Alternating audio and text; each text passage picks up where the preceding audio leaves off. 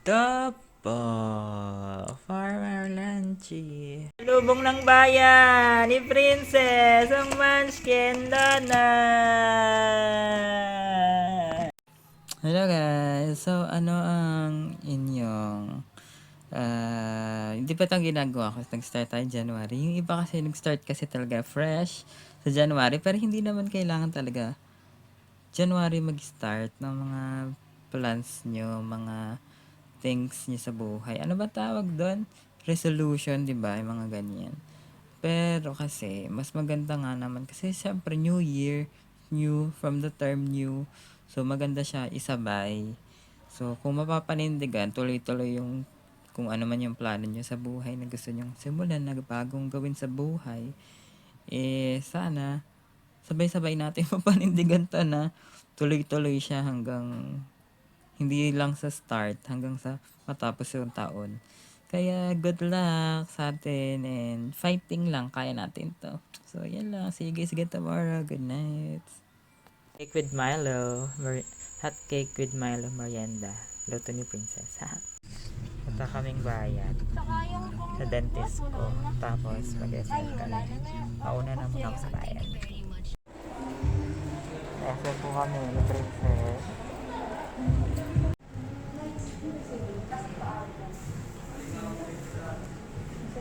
Hindi, nasa tayong HTV kasi hindi nagpapaprint na. Bakit nabibigyan yung kain na. Ito po ang kapatid namin wanted dahil siya ay addict sa games. Uy, bag mo! Uy, bag mo! Hindi mo binigay din sa gala. Okay, so ba? Belgian waffle. Try natin sa matcha. Matcha. Wala akong pera. Ha? Card. Cake. Guys. Hindi masarap to. 1-1. Fortune scared. Ay, gusto ko nung kinain natin last time. Yung lasang ano. Pritos ka rin ka rin. Pritos rin.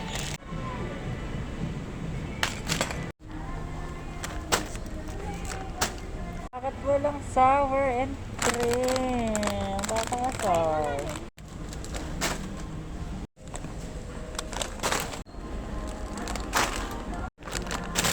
$13 lang to.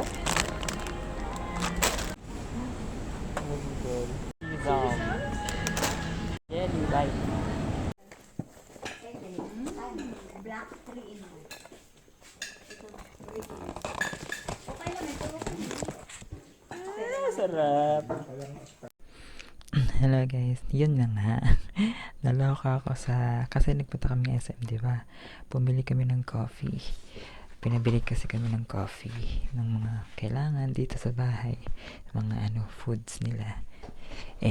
Hindi naman ako ma-coffee tao, 'di ba? Alam niyo yan, hindi ako mahilig sa coffee.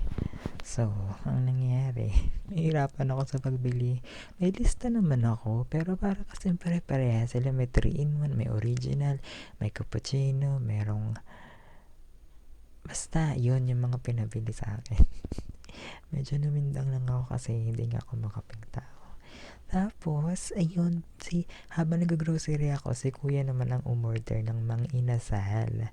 So, si Mang Inasal, umorder siya ng 9 na piraso na pacho.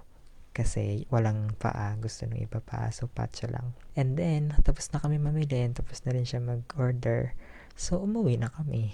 Pagdating sa bahay, kulang pala si Mang Inasal. Hindi na na-check ni Kuya dahil 3 piraso lang ang nandoon sa supot. So, bumalik ulit kami at minora lang naman ni Kuya yung crew.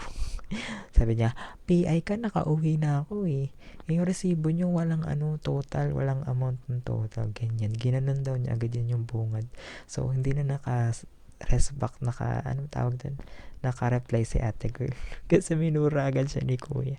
So, ayun, very sad and unfortunate. But it happened din, di ba? Kung naalala nyo sa akin naman yung McDo burger, hindi nalagay nung ate.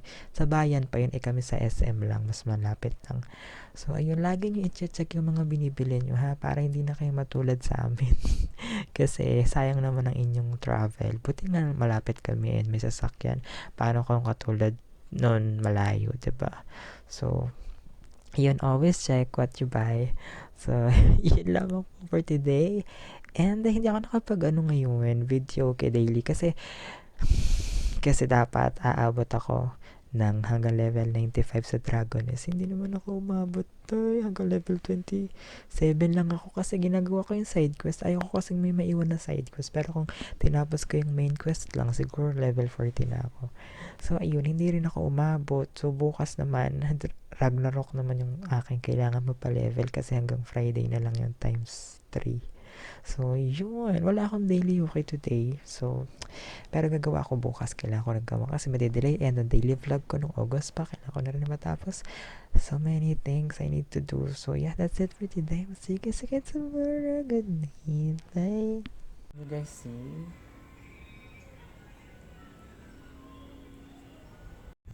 This is my skin looks like. Pimples. Ulam is pork and beans, my favorite. Hi, we're going to try Tori Chichirya. Ganito yung itsura niya.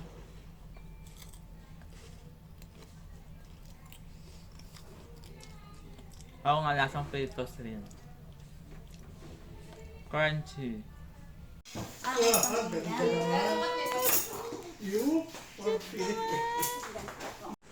I'm still editing pa my August 3rd week vlog. So, kulang pa ako ng 2. I'm still editing it pa. So, yeah. Baka di na ako umabot kasi 55 na, 56 na. Baka bukas na lang. Episode 50 na. Start up.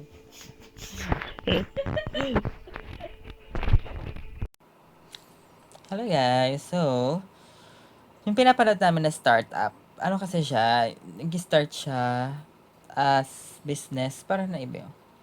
Business na magagawa sila ng business for their, para kumita sila, ganyan, ng mga friends nila. So, parang hindi sila natakot isugal yun, kanilang business. Simula sa umpisa, yung wala silang background, ganyan, pero, tas dahil mga friends sila, go for the experience din and for the dahil nga sila, they trust each other. So that's why magtiwala sila na gawin yun. So yun yung parang kwento. So kayo, ano yung mga na-experience nyo na ng mga friends nyo na sige go natin? Ay ako nung kami nung college na OJT, pinapili ako kung ako lang, 'di ba kasi lahat-lahat kami mag-interview. Parang parang bet ako nung isang napuntahan namin. Kaso ako lang yung mapupunta. Sabi ko parang hindi ko kaya na ako lang. Gusto ko kasama ko sila, sabi ko. So ayun, pinapili ako, anong gusto mo? Tatanggap ka dito, ikaw lang, or hindi ka namin tatanggapin, ganun. So, ang pinili ko is, sabi ko, because this is our final year, kasi nga, graduating na kami, and I really hoping na makakasama ko sila sa huling sem namin, kasi nga, hindi ko alam, mas pinili ko yung mga friends ko kaysa sa work. So, and ang ending, sabi ko yun, I cannot leave or hindi ko kayang kasi titira ako doon. So, nalimutan ko sa lugar yun. I think Maynila, something ganun. Tapos ako lang mag-isa. Parang hindi ko kaya. Sabi ko, I cannot live by myself without my friends, my classmates. So, I'd rather not choose this job. Ganun. Parang gana, di ba? because, I love my friends and it's our final sem and I really want na kami magkakasama until the end. Parang ganun. So, mas pinili ko yung mga friends ko kaysa dun sa OJT na yun. So, ang ending, na late kaming karoon ng OJT kasi hanap talaga kami ng hanap ng ma-applyan. Pero, naman kami. May naman kaming pag-a-applyan ng OJT. And, sama-sama kami tumira sa isang house and ang saya lang ng experience na yun kasi parang kami, something new rin namin every weekend kami uuwi, ganyan. Tapos doon kami, nakatira kami, share kami sa gastusin, sa food, sa bahay. Tapos sobrang grabe, saya. It's really worth the decision that I made nung college. So, yan lang naman. Until ngayon, friends ko pa rin sila. Shout out sa mga tagkiyamis ko. So, ang tagal na naming friendships. So, yan lang naman ang aking experience na choosing my friends over work. Kayo, ano mga experience nyo and mga same scenarios na nangyari sa inyo? Comment down below. So, yeah, that's all for today. See you guys again tomorrow. Bye! Chicken ng Jollibee. Kain muna while editing kasi inaantok na ako.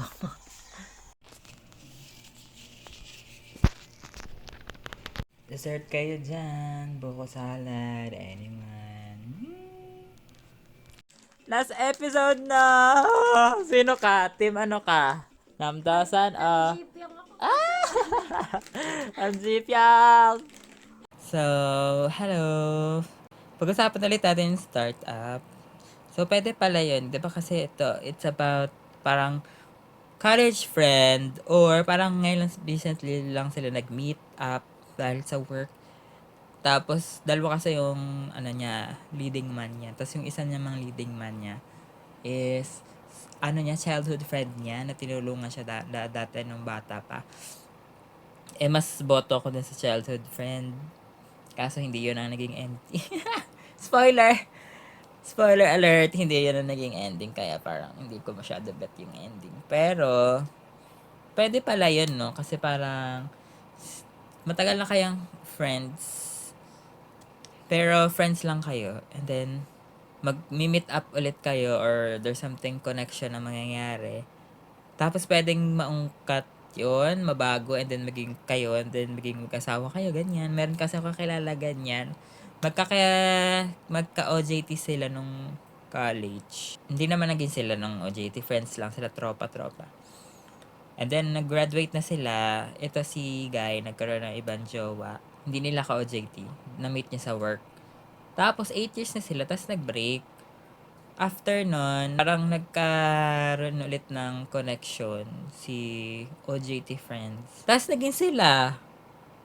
Tapos after a few, kinasal na sila at may baby na sila. So hanggang ngayon sila pa din. So pwede palang ma-refresh yung connection and then pwedeng maging kayo. Dahil may connection naman na kayo dati. Or dahil tropa, ganyan. So, may mga ganun pala talagang sa totoong buhay. Shout out nga pala. Shout out! Yun. So, ayun. Nakakatuwa lang. Wala lang. Naisip ko lang.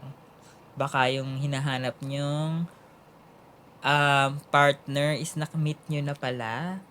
And mamimit nyo ulit. And yun pala yung partner nyo. Pwede namang something new. So, hindi nyo rin masabi. Depende na rin. So, yun. Wag lang kayong laging kaya ko kaya mamimit, baka kasi na-meet nyo na. Oh, may ganun. So, yun lang naman. And sige, again tomorrow. Good night.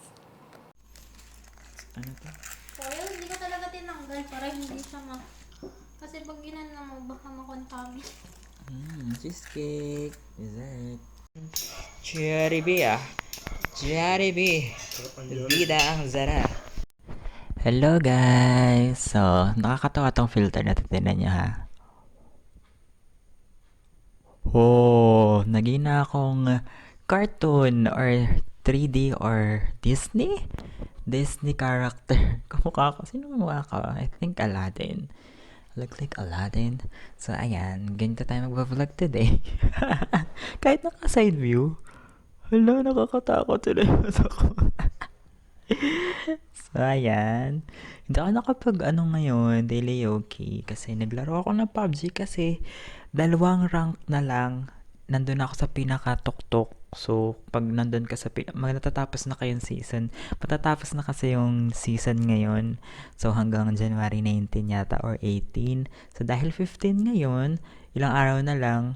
And, ayun, pataas baba yung rank ko. Kaya nahirapan talaga ako. Pero ayun, ano na ako ngayon, Diamond 2. After nun is Conqueror yata, tapos yung pinakamataas is, di ko alam kung anong tawag, Emperor yata, parang ganun. So ayun, kaya hindi ako nakapag, ngayon, daily yoki at hindi ko rin nagawa yung August vlog. Pero bukas talaga kasi 1 linggo na yata akong walang vlog. So, promise talaga bukas kailangan ko na magawa siya. So, yan lamang po for today and for my Disney look.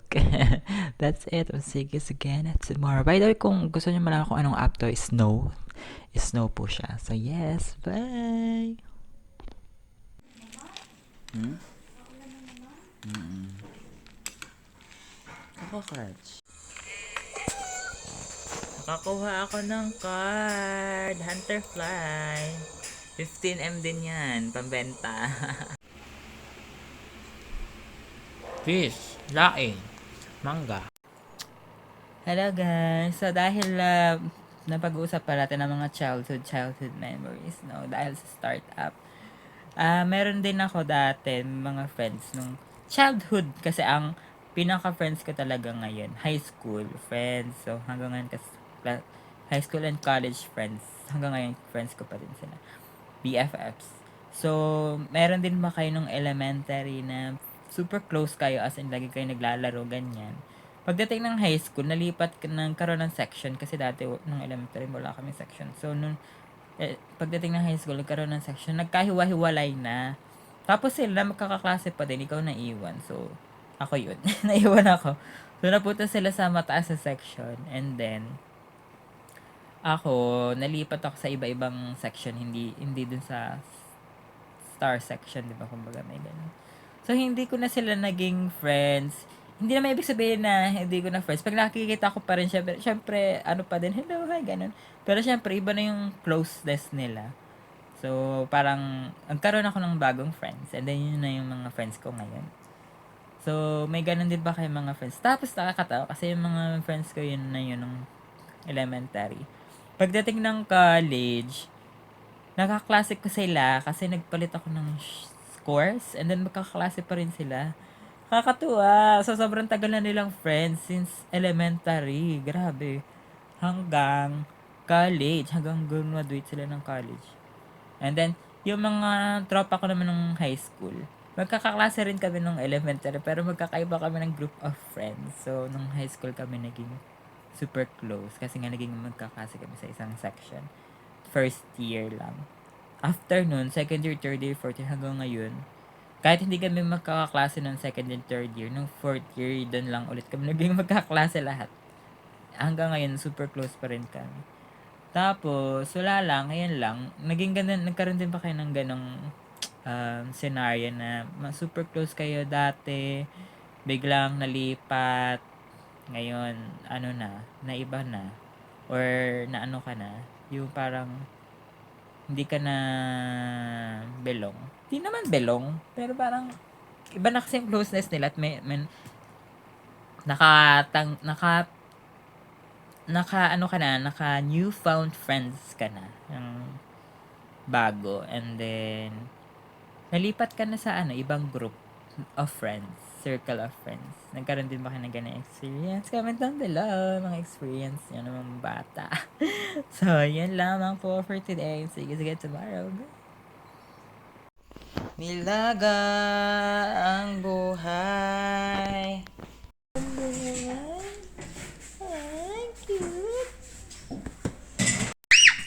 Ano masasabi mo ang ekonomiya ng Pilipinas ay patuloy na bumabagsak? Bakit natanggal? Ano masasabi mo doon?